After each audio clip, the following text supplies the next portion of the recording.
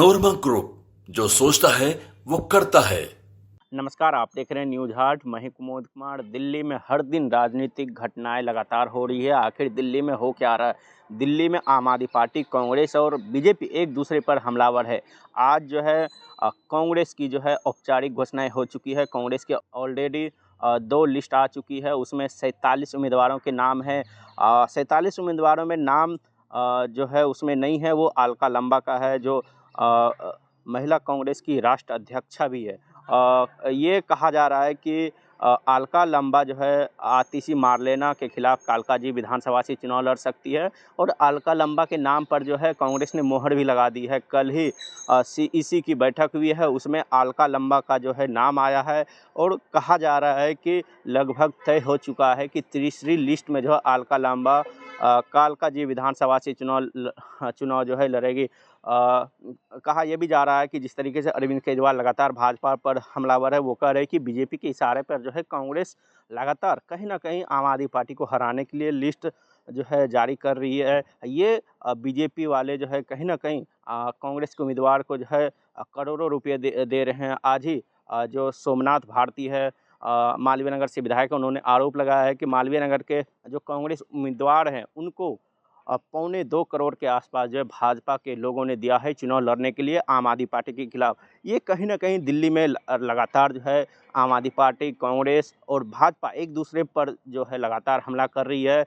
2025 इसी महीने में चुनाव होने हैं। ऐसे में कयास लगाए जा रहे हैं कि कांग्रेस की जो है तीसरी लिस्ट में अलका लांबा का नाम आ सकता है, जो कालकाजी विधानसभा से चुनाव लड़ेगी। हालांकि आतिशी मार्लेना जो है तीसरी बार यहाँ से चुनाव लड़ेगी, क्योंकि आतिशी मार्लेना जो है लगातार सीएम अरविंद केजरीवाल के नज़दीकी रहे हैं और नज़दीकी होने के बाद भी आतिशी मार्लेना को जो है सीएम बनाया गया। हालांकि बीजेपी में भी सुगबुगाहट तेज हो गई है। बीजेपी भी अपनी जो है पहली लिस्ट जारी कर सकती है 6 जनवरी के शाम के आसपास, क्योंकि कयास लगाए जा रहे हैं कि 6 जनवरी को जो है चुनाव आयोग जो है आचार संहिता की घोषणा करेगा। औपचारिक ऐलान चुनाव आयोग करेगा कि दिल्ली में विधानसभा चुनाव कब होने हैं, किस तिथि में होने हैं, कब जो है नामांकन की तारीख तय होगी, कब नाम वापसी की तारीख हो। इसको लेकर तमाम तरह के जो है रस्साकसी जो है तेज हो गई है। कल प्रधानमंत्री मोदी की भी एक जो है कार्यक्रम होना है। ऐसे में कयास लगाया जा रहा है कि प्रधानमंत्री मोदी कई योजनाओं का जो है शिलान्यास और उद्घाटन करेंगे, चाहे वो दिल्ली की हो या दिल्ली के बाहर की हो। सबसे बड़ी खबर यह है कि दिल्ली से केंद्र कृषि मंत्री शिवराज सिंह चौहान जो आतिशी मार्लेना को एक चिट्ठी लिखी है कि आखिर दिल्ली में किसानों के लिए अरविंद केजरीवाल की सरकार ने इन 10 सालों में क्या किया है। शिवराज सिंह चौहान ने साफ चिट्ठी में लिखा है कि जिस तरीके से केंद्र की योजनाओं को जो है दिल्ली वासियों तक नहीं पहुंचने दिया, इसमें अहम रोल अरविंद केजरीवाल का है, जिन्होंने जितनी भी योजनाएं केंद्र सरकार की आई, दिल्ली के किसानों को इसका लाभ नहीं दिया गया। चाहे वो हार्वेस्टर खरीदने की बात हो या ट्रैक्टर में सब्सिडी देने की बात हो, क्योंकि दिल्ली में कई लाख जो है किसान रहते हैं और इसके कारण जो है दिल्ली के किसानों को इस सब्सिडी का जो है लाभ नहीं मिला है।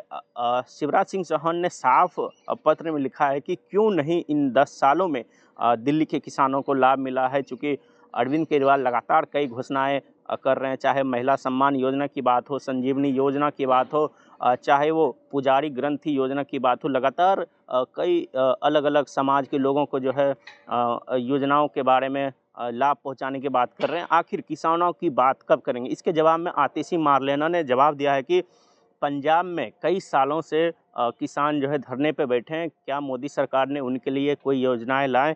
आतिशी मार्लेना ने साफ क्या कहा है शिवराज सिंह चौहान को? आतिशी मार्लेना ने जवाब में कहा है कि बीजेपी का किसानों के बारे में पता करना ही है तो दाऊद से कंपेयर किया है इनको कि दाऊद जो है अहिंसा पे प्रवचन दे रहे हैं।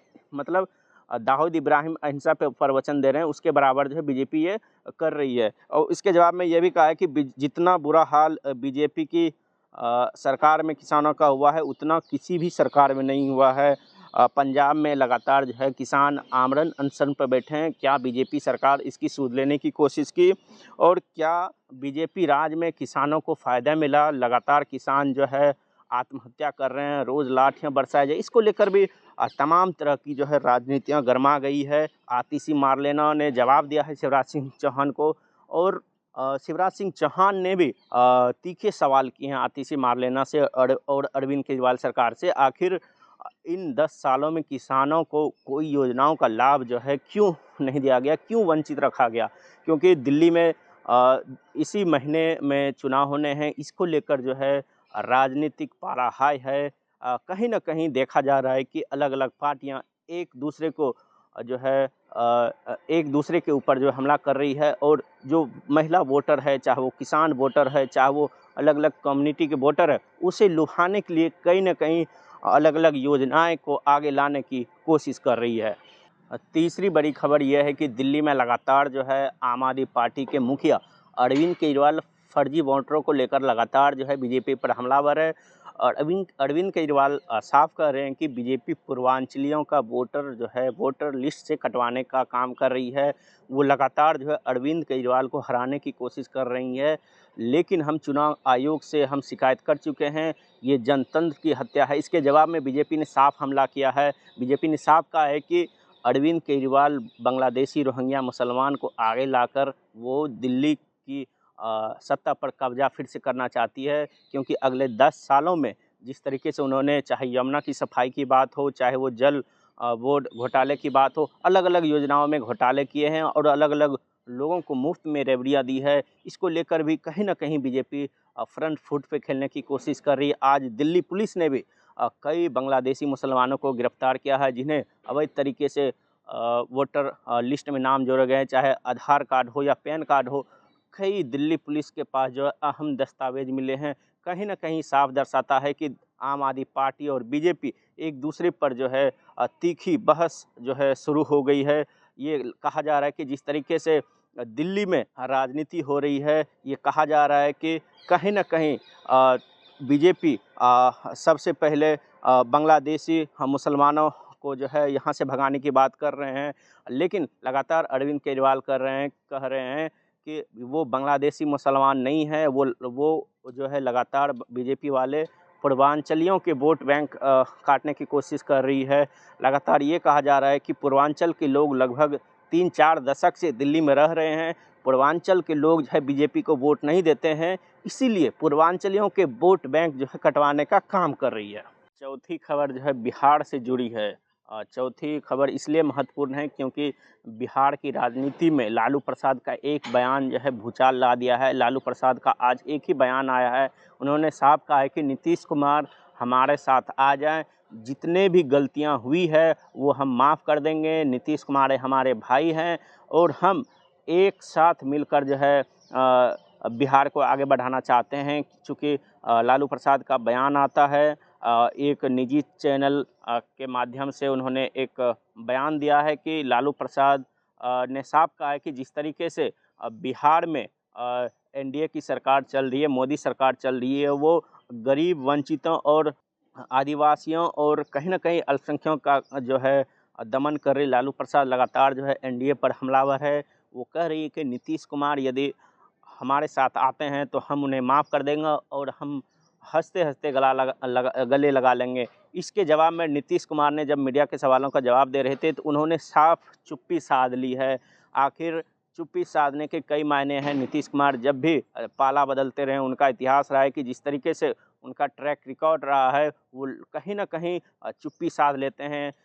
कई मीडिया की खबरों में भी ऐसी जानकारी आ रही है कि नीतीश कुमार जब कुछ बड़ा करने वाले होते हैं तो वो चुप्पी साध लेते हैं। हालांकि बीजेपी ने भी पलटवार किया है नीतीश कुमार का साथ देकर। उन्होंने साफ कहा है कि बीजेपी के डिप्टी सीएम और सम्राट चौधरी ने साफ कहा है कि लालू प्रसाद यादव जो है खाली पुलाव ना पकाएं, क्योंकि जिस तरीके से उन्होंने 15 साल का शासन किया, बिहार के लोगों के ऊपर दमन किया, लगातार जंगल राज जो चरम पे था, कहीं ना कहीं बिहार के लोग पहले से ही दुखी है। 2025 का जो विधानसभा चुनाव होगा, सितंबर से अक्टूबर के बीच बिहार में विधानसभा चुनाव होने हैं। ऐसे में नीतीश कुमार के ही नेतृत्व में चुनाव लड़ा जाएगा, चूँकि दिल्ली में भी इसी महीने चुनाव होने हैं। ऐसे में कयास लगाया जा रहा है कि जदयू को 2 सीटें मिलनी थी, लेकिन जदयू को एक भी सीटें मिलने का जो है अनुमान नहीं है, चूँकि बीजेपी चाहे वो बुराड़ी विधानसभा हो, चाहे संगम बिहार विधानसभा हो, यहाँ से बीजेपी जो है चुनाव लड़ना चाहती है। लेकिन बिहार में बिहार की राजनीति जो है मकर संक्रांति के बाद जो है किस ओर करवट बदलती है, ये तो देखने वाली बात ही होगी। तो आज के लिए बस इतना ही। तब तक देखते रहे न्यूज़ 8। धन्यवाद।